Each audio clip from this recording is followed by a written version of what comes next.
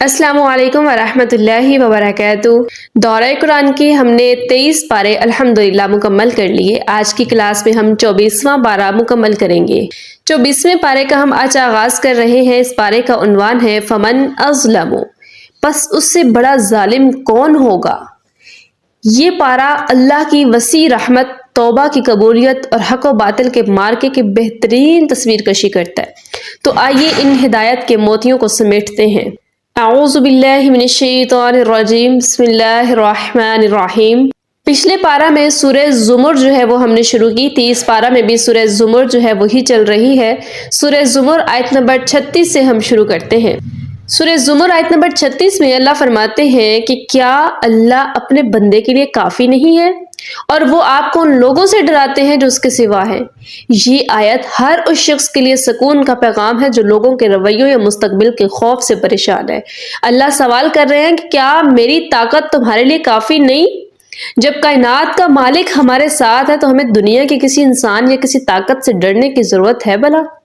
اتنی بڑی طاقت ہمارے ساتھ موجود ہے لیکن ہم پھر بھی اپنے مستقبل کے خوف سے پریشان ہیں، پھر بھی ہم لوگوں سے ڈرتے پھر رہے ہیں۔ پھر اس کا مطلب ہے کہ ہمیں اللہ پر بھروسہ ہی نہیں، یا پھر ہم نے قرآن کو سمجھ کے پڑھا ہی نہیں کہ اللہ کہہ رہے ہیں کہ میں اپنے بندے کے لیے کافی ہوں۔ اب دیکھیں دنیاوی طور پہ اگر کوئی چھوٹی سی بھی طاقت والا انسان ہی ہو اور وہ ہمارے پیچھے کھڑا ہو اور ہمیں بڑا ناز ہوتا ہے، بڑا مان ہوتا ہے کہ فلاں میرے ساتھ ہے، میرا کام ہو جائے گا، لیکن زمین و آسمان کی طاقت رکھنے والا، زمین و آسمان کا مالک، دنیا اور آخرت کا مالک کہہ رہا ہے کہ میں کافی نہیں ہوں تیرے لیے اے بندے، اس سے بڑا ناز اور مان ایک مومن کے لیے کیا ہو سکتا ہے؟ تو اس آیت کے پڑھ لینے کے بعد آج سے اپنے دل سے ہر ایک چیز کا خوف نکال دیجئے اور یقین رکھیں کہ وہ سب سے بڑی طاقت جو بادشاہوں کا بھی بادشاہ ہے، جو شہنشاہ ہے، وہ میرے ساتھ ہے۔ اب مجھے کسی کی کوئی فکر نہیں، کوئی ضرورت نہیں، میرا مستقبل بھی روشن ہے، جو میرے لیے بہتر ہوگا میرا مالک میرے لیے وہی کرے گا۔ اس کے بعد سورہ زمر آیت نمبر 42 میں اللہ تعالیٰ نیند اور موت کا ذکر فرماتے ہیں۔ اللہ فرماتے ہیں کہ اللہ ہی روحوں کو ان کی موت کے وقت قبض کرتا ہے اور جن کی موت نہیں آئی انہیں ان کی نیند میں، یعنی اللہ ہمیں یاد دلا رہے ہیں کہ ہماری نیند بھی موت کی ایک چھوٹی سی قسم ہے۔ روزانہ ہم اللہ کے حکم سے سوتے ہیں اور اسی کے حکم سے جاگتے ہیں۔ یہ ہمیں سکھاتا ہے کہ ہماری زندگی کی ڈور جو ہے وہ ہر لمحہ اللہ کے ہاتھ میں ہے، اس لیے ہر صبح شکر ادا کرنا چاہیے۔ جب انسان سو رہا ہوتا ہے تو کہتے ہیں نا کہ نیند موت کی بہن ہے، یعنی جو سو رہا ہے اس کو کوئی ہوش نہیں کہ میں کہاں ہوں، کس حالت میں ہوں، پھر اللہ اس کو دوبارہ اٹھاتے ہیں صبح۔ نیند سے انسان اٹھتا ہے، یہ اللہ کی بہت بڑی نشانی ہے کہ اگر نیند کے بعد اللہ نے ہمیں اٹھنے کی توفیق دی، اللہ نے ہمیں اٹھایا، تو موت کے بعد بھی دوبارہ زندہ کر سکتا ہے۔ اللہ کی نشانیاں ہر وقت ہمارے پاس موجود ہے، بس ہم خود ہی غور نہیں کرتے۔ اس کے بعد سورہ زمر آیت نمبر 53 میں مایوسی کے خاتمے کا ذکر ہے، یعنی اللہ کی بے پناہ رحمت۔ اللہ فرماتے ہیں کہ کہہ دیجئے کہ اے میرے بندو جنہوں نے اپنی جانوں پر زیادتی کی ہے، ظلم کیا ہے، اللہ کی رحمت سے مایوس نہ ہو، یقیناً اللہ تمام گناہوں کو بخش دیتا ہے۔ اللہ اکبر! اللہ کیسی امید دلا رہے ہیں کہ جنہوں نے اپنی جانوں پہ ظلم کر رکھا ہے، اپنے اوپر جو ہے وہ زیادتیاں کی ہیں، یعنی گناہ کر رکھے ہیں بڑے بڑے، وہ اللہ کی رحمت سے مایوس نہ ہو، اللہ سے توبہ کر کے تو دیکھیں، جانتے ہیں کہ اللہ توبہ سے کتنے خوش ہوتے ہیں۔ حدیث مبارکہ میں ایک مثال ہے، اللہ کے رسول صلی اللہ علیہ وسلم فرماتے ہیں کہ ایک ایسا آدمی جس کے پاس ایک سواری ہو، یعنی ایک اونٹنی ہو، اور اس کے اوپر ہی اس نے اپنا سارا سامان رکھا ہو اور وہ سفر میں صحرا میں ہو، اور اچانک وہ سوتا ہے، لیٹتا ہے، اس کی جو اونٹنی ہے وہ گم ہو جاتی ہے۔ اب وہی اس کی جمع پونجی ہے، وہی اس کا سہارا ہے، اسی کے اوپر اس کا سامان ہے، اس کے پاس اب اور کچھ نہ بچا، وہ گم ہو گئی۔ اب وہ ڈھونڈتا ہے، تلاش کرتا ہے، تلاش کر کر کے آخر تک دیکھتا ہے اسے وہ نہیں ملتی۔ بالآخر تھک ہار کے ایک درخت کے سائے میں لیٹ جاتا ہے، سو جاتا ہے۔ سو کے اچانک جب اس کی آنکھ کھلتی ہے تو وہ وہی سواری اگر اپنے سامنے پا لے تو اس کی خوشی کی کیا انتہا ہوگی، جس کو تلاش کر کر کے اس کو وہ نہ ملی اور اچانک آنکھ کھلنے پہ وہ مل جائے۔ تو اللہ کے رسول فرماتے ہیں کہ اللہ کو اس سے بھی کہیں زیادہ خوشی ہوتی ہے اپنے بندے کے لوٹ کر آنے پہ، یعنی توبہ کرنے پہ۔ حالانکہ خوشی تو ہمیں ہونی چاہیے کہ ہم جو ہے وہ معافی طلب کر رہے ہیں، ہماری اگر توبہ قبول ہو جائے، اور اللہ خوش ہوتے ہیں اپنے بندے سے کہ میرا بندہ جو، حالانکہ اللہ کا کیا اس میں فائدہ یا نقصان ہے؟ کسی کے گناہ کرنے سے اللہ کو کوئی نقصان نہیں اور کسی کی نیکی کرنے سے اللہ کو کوئی فائدہ نہیں ہے، لیکن اللہ اپنے بندے کے لیے اتنی بھلائی چاہتے ہیں کہ میرا بندہ آگ سے بچ جائے، یہ آیت قرآن کی سب سے زیادہ امید دلانے والی آیت ہے۔ اللہ ان لوگوں کو بھی میرے بندے کہہ کر پکار رہے ہیں جنہوں نے بہت سے گناہ کیے، ظلم کیے۔ اللہ فرما رہے ہیں کہ میرے پاس آ جاؤ، میں سب معاف کر دوں گا۔ مایوسی کفر ہے اور اللہ کی رحمت کا دروازہ ہمیشہ کھلا ہے۔ جتنے بھی گناہ ہو گئے آج اسی وقت اپنے اللہ سے سچے دل سے توبہ کریں، اللہ آپ کو معاف کر دیں گے۔ تو اللہ سے دعا ہے اللہ ہم سب کو اپنی رحمت سے ڈھانپ لے۔ اللہ ہمارے تمام اگلے پچھلے گناہ، صغیرہ کبیرہ گناہ جو ظاہر میں کیے، جو ہم نے تنہائی میں کیے، جو پوشیدہ کیے، اللہ سب کو معاف فرما دے۔ اس کے بعد سورہ زمر آیت نمبر 54 میں اللہ تعالیٰ توبہ میں جلدی کا ذکر فرماتے ہیں۔ اللہ فرماتے ہیں اور اپنے رب کی طرف رجوع کرو اور اس کی فرما برداری کرو اس سے پہلے کہ تم پر عذاب آ جائے۔ اللہ رحیم ہے مگر وہ ہمیں خبردار بھی کر رہا ہے کہ توبہ میں دیر نہ کرو، کہیں ایسا نہ ہو کہ موت کا وقت آ جائے اور پھر توبہ کی مہلت ہی نہ ملے۔ رجوع کرنے کا بہترین وقت آج اور ابھی ہے۔ ہم نہیں جانتے کہ ہم کب تک اس دنیا میں موجود ہیں، تو توبہ میں جلدی کرنی چاہیے۔ کچھ لوگ اس انداز میں کہتے ہیں کہ ٹھیک ہے اللہ بڑا غفور الرحیم ہے جی، اللہ ہمیں معاف کر دیں گے، گناہ کرتے چلے گئے۔ تو یہ اللہ کو پسند نہیں۔ اگر آپ کو مہلت نہ ملی تو پھر گناہ ہو جائے، اس کے بعد آپ کو موقع ہی نہ ملے توبہ کرنے کا، پھر کیا کریں گے؟ موت کا کوئی وقت مقرر ہے؟ کوئی پتہ ہے کہ کب آ جائے گی؟ مجھے پتہ ہے جی یہ مقرر وقت ہے میرا، یہ 1 منٹ بعد، چند منٹ بعد، چند مہینے بعد، ہمیں تو کوئی خبر نہیں ہے۔ اللہ کے ہاں سب کچھ پتہ ہے کہ میرا بندہ کس وقت پر کیا کرے گا، لیکن اللہ اپنے بندے کو ڈرا رہے ہیں۔ اللہ نے اسی لیے موت کا وقت جو ہے وہ ظاہر نہیں کیا لوگوں پر کہ کہیں میرے بندے یہ نہیں کہ ہاں میرے اتنے سال پڑے ہیں، اتنے مہینے پڑے ہیں، اسی لیے اللہ نے اس کو پوشیدہ رکھا ہے اس علم کو۔ تو کبھی بھی یہ لفظ مت کہے کہ ٹھیک ہے ابھی گناہ کر لو اللہ معاف کر دے گا، مہلت نہیں ملے گی آپ کو۔ اور اگر مہلت مل بھی جائے، توبہ کی توفیق نہ ہوئی تو پھر، اور توبہ کر ملی قبول نہ ہوئی تو پھر کیا کریں گے؟ اس لیے ہر چھوٹے سے چھوٹے گناہ سے بھی اللہ کا خوف رکھے کہ چھوٹے سے چھوٹا گناہ بھی اگر معاف نہ ہوا اور اسی پہ پوچھ گچھ ہو گئی تو کیا بنے گا؟ توبہ میں جلدی کریں۔ اس کے بعد سورہ زمر آیت نمبر 67 میں اللہ فرماتے ہیں اور انہوں نے اللہ کی قدر نہ کی جیسا کہ اس کی قدر کرنے کا حق تھا، حالانکہ قیامت کے دن پوری زمین اس کی مٹھی میں ہوگی۔ ہم اللہ کی بندگی میں سستی اس لیے کرتے ہیں کہ ہمیں اس کی عظمت کا اندازہ ہی نہیں۔ یہ آیت ہمیں بتاتی ہے کہ کائنات کا مالک کتنا طاقتور ہے، زمین و آسمان اس کے ایک ہاتھ میں ہوں گے۔ ہمیں اپنے دل میں اللہ کی وہی ہیبت اور عظمت بسانی چاہیے۔ اللہ ایک طرح کا شکوہ کر رہے ہیں کہ انہوں نے اللہ کی قدر نہ کی جیسا اس کی قدر کرنے کا حق تھا۔ آج ہمیں کوئی تھوڑا سا فائدہ پہنچا دے، کوئی 2 وقت کی روٹی ہی کھلا دے تو ہم اس کا شکریہ ادا کرتے ہوئے جو ہے وہ کئی دن گزار دیتے ہیں۔ جب وہ انسان سامنے شکر ادا کرتے ہیں، جب انسان سامنے ہم شکریہ ادا کرتے ہیں، ہاں فلاں وقت میں تم نے میری مدد کی تھی۔ اور جو اللہ ہر وقت کی نعمتیں اور رحمتیں نچھاور کر رہا ہے، وہ اپنے جسم پر صرف ہم غور کر لیں، ہمیں سانس اگر ہمارا 5 منٹ کے لیے روک لیا جائے ہم کیا کریں گے؟ اگر ہماری آنکھیں 24 گھنٹے کے لیے صرف لے لی جائیں تو ہم کیا کریں گے؟ اگر ہم کھانا کھا رہے ہیں اور اس کے ذریعے ہماری بھوک نہ 24 گھنٹے مٹے ہم کیا کریں گے؟ اس کے باوجود بھی اللہ کی قدر نہیں۔ تو آج ہی اللہ کی قدر کر لیجئے۔ اللہ جیسا بادشاہ، اللہ جیسی رحمتیں، اللہ جیسی ہمارے لیے وسعتیں پیدا کرنے والا کون ہو سکتا ہے؟ اس کے بعد سورہ زمر آیت نمبر 73 اور 74 میں اہل توبہ کے استقبال کا ذکر ہے، یعنی جنت کے دروازوں پر۔ سبحان اللہ، توبہ اس قدر اللہ کو پسند ہے۔ اللہ فرماتے ہیں اور جو لوگ اپنے رب سے ڈرتے تھے انہیں گروہ در گروہ جنت کی طرف لے جایا جائے گا اور فرشتے کہیں گے تم پر سلامتی ہو۔ ذرا منظر کشی کریں اس چیز کی، تصور کریں کہ جب اللہ کے نیک بندے جنت کے قریب پہنچیں گے اور فرشتے ان کا استقبال کریں گے، سلام کریں گے، یہ ان کے دنیا کی محنت اور صبر کا اصل انعام ہوگا۔ جو توبہ کرنے والے، اللہ سے ڈرنے والے ہیں، وہ جنت میں انٹر ہو رہے ہیں، ادھر سائیڈوں پہ فرشتے کھڑے ہیں، وہ ان کا استقبال کر رہے ہیں، سلامتیاں کر رہے ہیں۔ کیسا خوبصورت منظر ہوگا، اللہ ہم سب کو وہ نصیب فرمائے۔ لیکن اس کے لیے پھر آج ہمیں اس امتحان گاہ میں ہم جو امتحان لکھ رہے ہیں یہ درست کرنا ہوگا۔ اگر آپ کو مجھے یہ استقبال چاہیے تو آج ہمیں بار بار توبہ کرنی ہوگی، بار بار اللہ کی طرف لوٹنا ہوگا، اللہ کی نافرمانیوں سے بچنا ہوگا۔ لوگوں کو خوش کرنے کے لیے اللہ کو بھلا دیتے ہیں، اس سے بچنا ہوگا ہمیں۔ اس کے بعد سورہ زمر کے بعد جو ہے وہ سورہ مومن سٹارٹ ہو جاتی ہے۔ سورہ مومن آیت نمبر 3 میں اللہ کی صفات ہے، اللہ غافر الذنوب وقابل التوب، یعنی گناہوں کو بخشنے والا ہے، توبہ قبول کرنے والا ہے، سخت سزا دینے والا اور بڑے فضل والا ہے۔ اس آیت پہ اللہ تعالیٰ نے اپنی صفات بتائی ہیں. پہلے کیا تھا؟ گناہوں کو بخشنے والا. دوسرے نمبر پہ فرمایا توبہ قبول کرنے والا. تیسرے نمبر پہ سخت سزا دینے والا اور بڑے فضل والا بھی ہے. اللہ نے اپنی صفات میں بڑا توازن رکھا ہے، یعنی وہ بخشنے والا ہے تاکہ ہم امید رکھیں، سزا دینے والا ہے تاکہ ہم گناہوں سے ڈریں. اس کا فضل اتنا بڑا ہے کہ وہ ہماری چھوٹی سی نیکی پر بھی بہت بڑا زیادہ بڑھا چڑھا کر بھی عطا کرنے والا ہے. اس کے باوجود بھی اگر ہم شرک کریں تو پھر ہمارے جیسا بیوقوف کون ہو سکتا ہے. اس کے بعد سورہ مومن آیت نمبر 7 میں عرش والے فرشتوں کی دعاؤں کا ذکر ہے. اللہ فرماتے ہیں وہ فرشتے جو عرش کو اٹھائے ہوئے ہیں اپنے رب کی تسبیح کرتے ہیں اور ایمان والوں کے لیے مغفرت کی دعائیں کرتے ہیں. کہ دیکھیں کتنی بڑی خوش نصیبی ہے کہ اللہ کے معصوم فرشتے زمین پر بسنے والے ہم جیسے مومنوں کے لیے اللہ سے معافی مانگتے ہیں.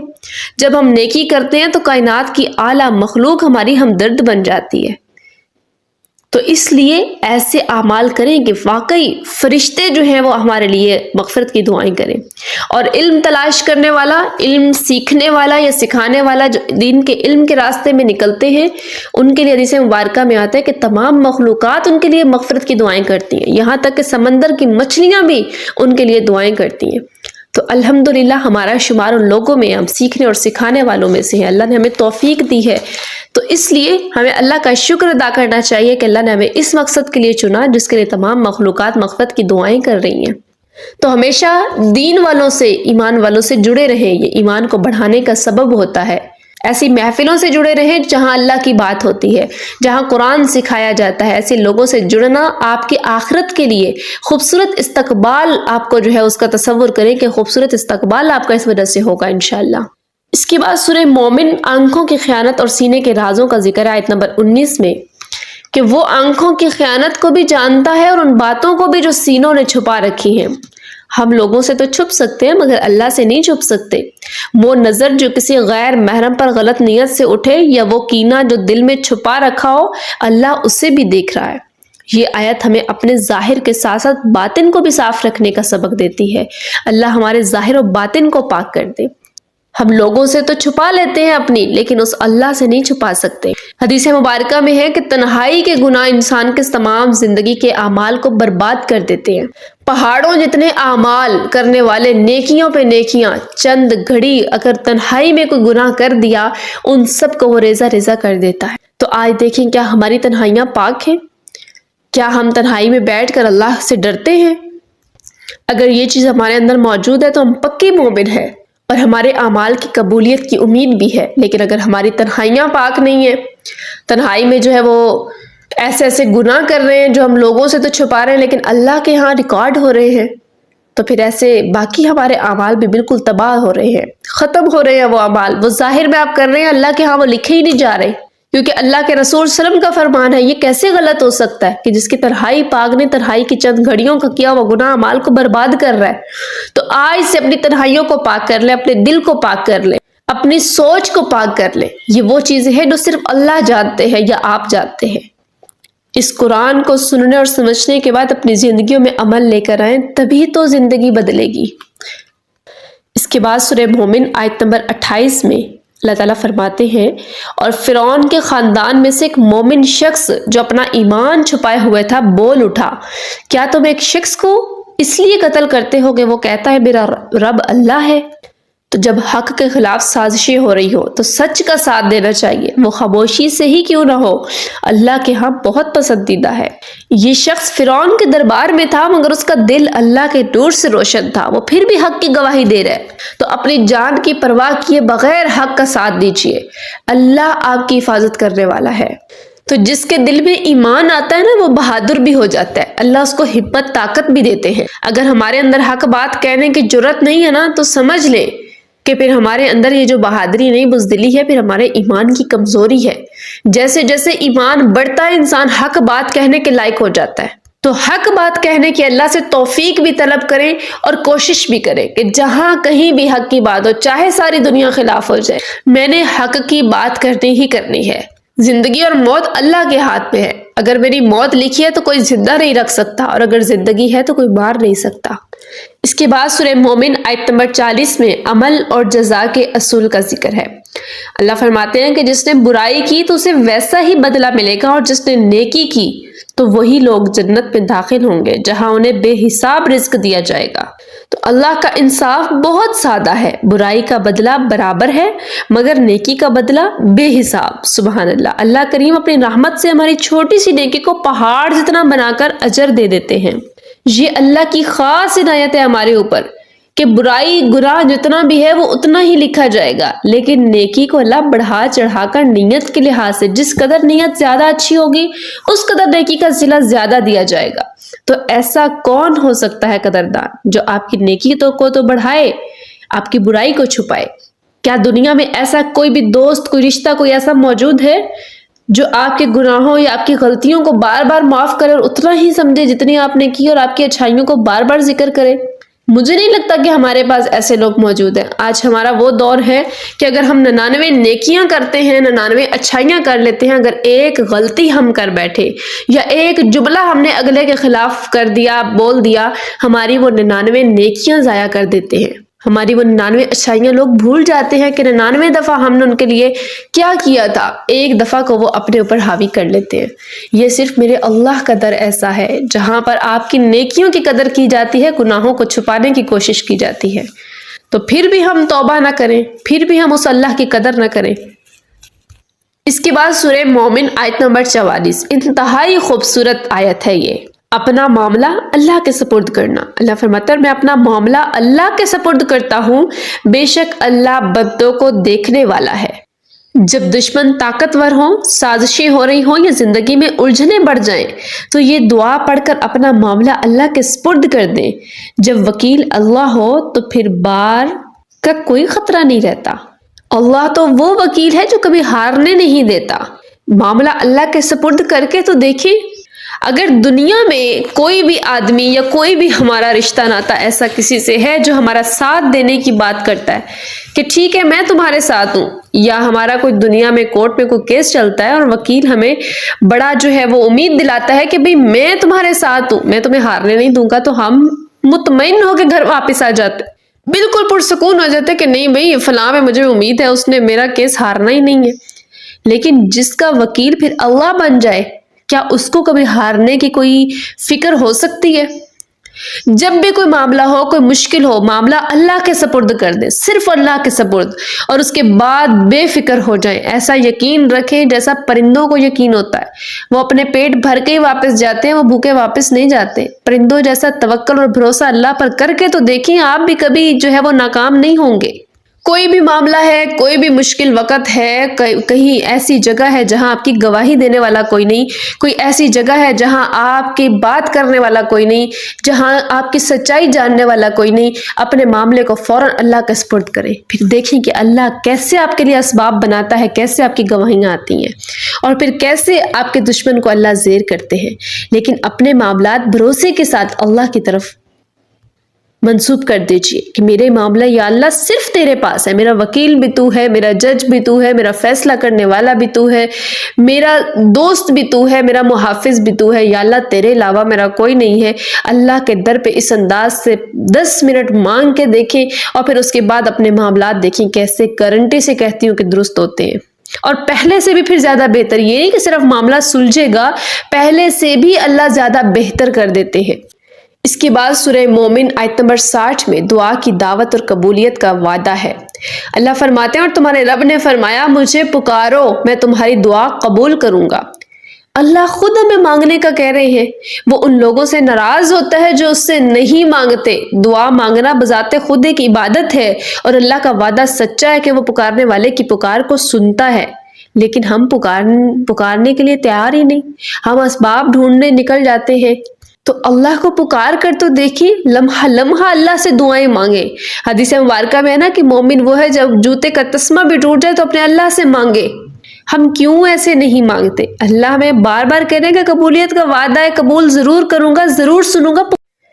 اس کے بعد سورہ مومن آیت نمبر 67 میں انسانی زندگی کے مراحل اور مقصد کا ذکر اللہ فرماتے ہیں کہ وہی ہے جس نے تمہیں مٹی سے پیدا کیا، پھر نطفے سے، پھر خون کے لوتھڑے سے، پھر تمہیں بچے کی صورت میں نکالتا ہے۔ یہ مراحل ہمیں یاد دلاتے ہیں کہ ہم کچھ بھی نہیں تھے، اللہ نے ہمیں عزت دی، زندگی دی۔ اس کا مقصد یہ ہے کہ ہم اس کی پہچان حاصل کریں اور اسی کی طرف لوٹ کر جائیں۔ کبھی سوچیں، تصور کریں انسان کیسے پیدا ہوا، کیسے بنا۔ صرف اگر آپ انسان کی پیدائش پر غور کر لینا تو آپ کو اللہ کی قدرت سمجھ آ جائے اور ساری زندگی اللہ کا احسان نہ بھولیں اور ساری زندگی اللہ کی قدر کرتے رہیں۔ صرف غور کر کے دیکھیں کہ اللہ نے کیسے بنایا۔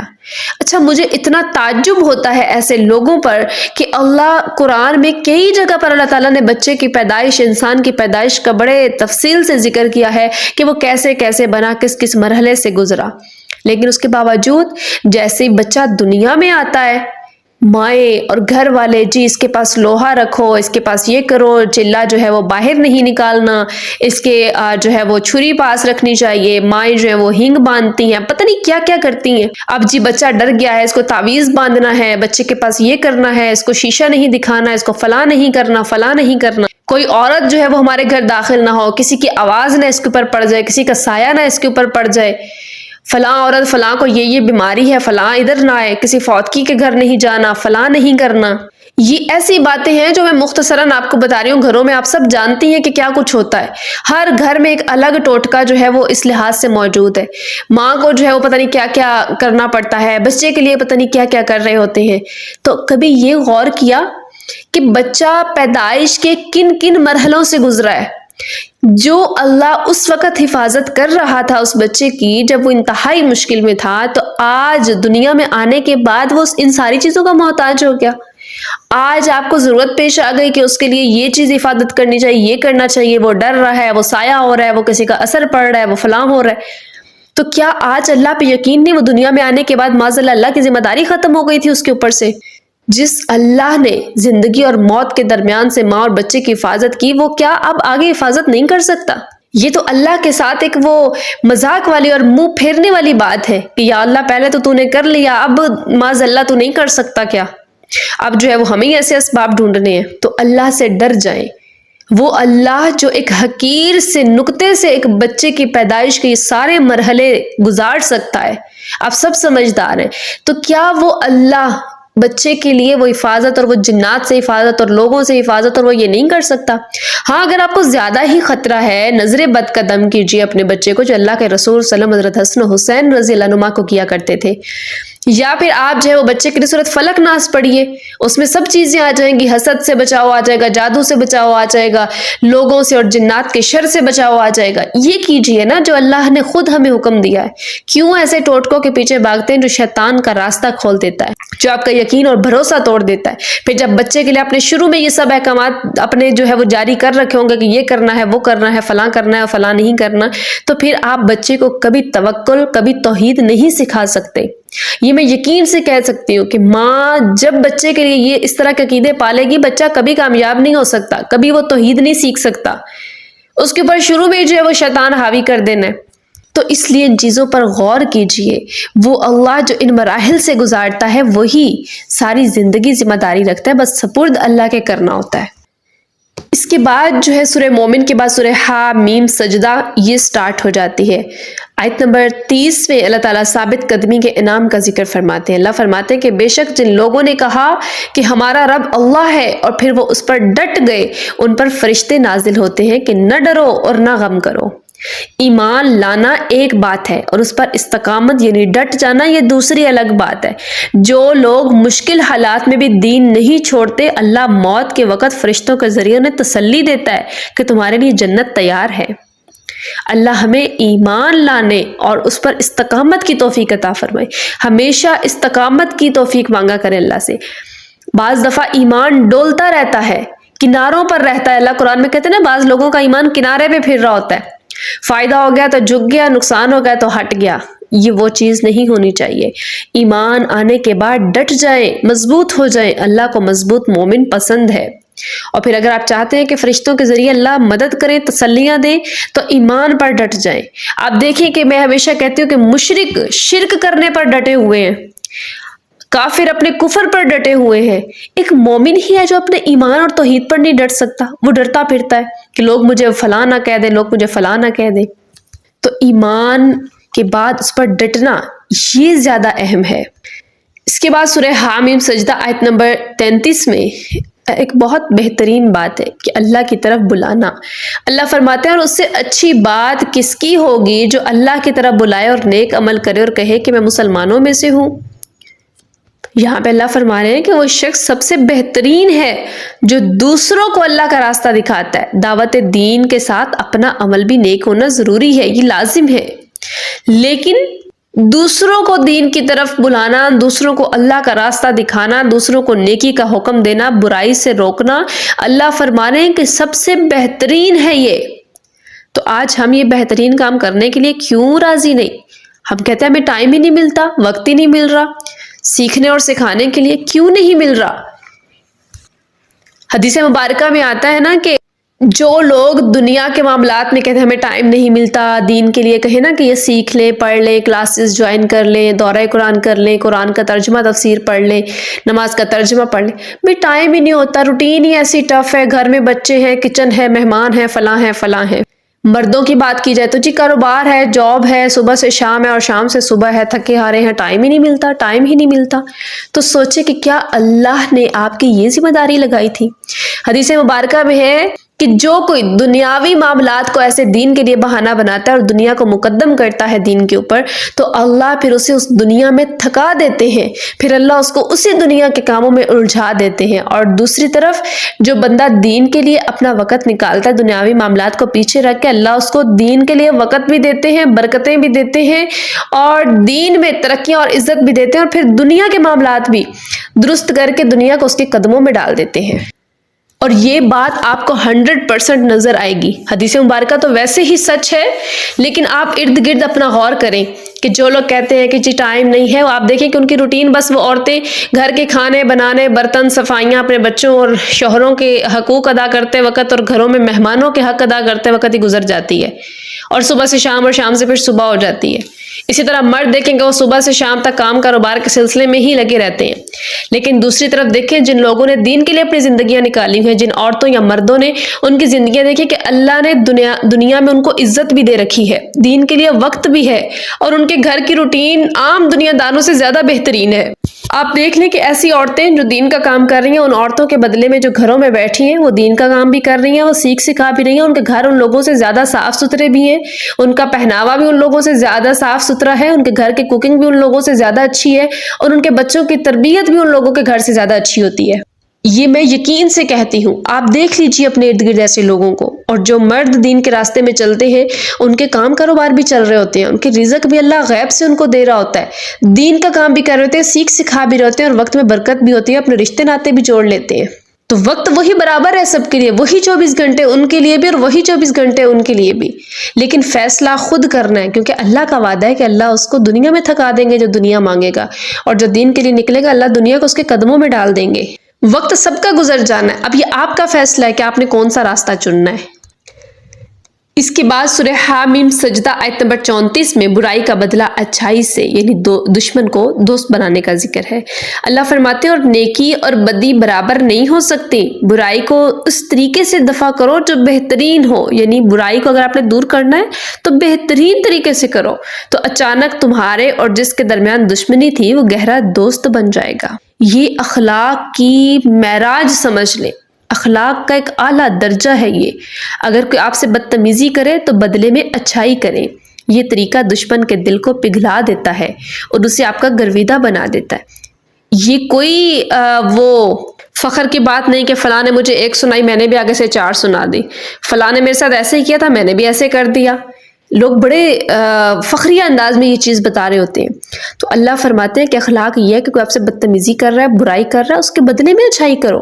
اچھے کے ساتھ اچھا تو ہر کوئی ہوتا ہے، برے کے ساتھ اچھا ہونا یہ آپ کی آزمائش ہے کہ ایک انسان آپ کے ساتھ بدتمیزی کر رہا ہے، برا، کیا آپ بھی اس کے برابر کے ہو جائیں گے؟ اپنا معیار الگ رکھیں۔ تو یہ وہ طریقہ ہے جو آپ کے دشمن کو بھی آپ کا اپنا بنا سکتے ہیں۔ اللہ نے بڑا خوبصورت اصول ہمیں بتایا ہے، تو اللہ ہمیں بھی ایسا اخلاق نصیب فرمائے۔ اور یہ مشکل نہیں ہے، یہ بہت آسان ہے، اس کے ذریعے اللہ آپ کو بلند کرتا ہے، اس کے ذریعے آپ کو بڑی عزتیں ملتی ہیں۔ اس کے بعد سورہ حامیم سجدہ آیت نمبر 36 میں شیطان کے وسوسوں کے علاج کا ذکر ہے۔ اللہ فرماتے ہیں اور اگر شیطان کی طرف سے کوئی وسوسہ آئے تو اللہ کی پناہ مانگو، یعنی اعوذ باللہ پڑھو، بے شک وہ سب کچھ سننے والا اور جاننے والا ہے۔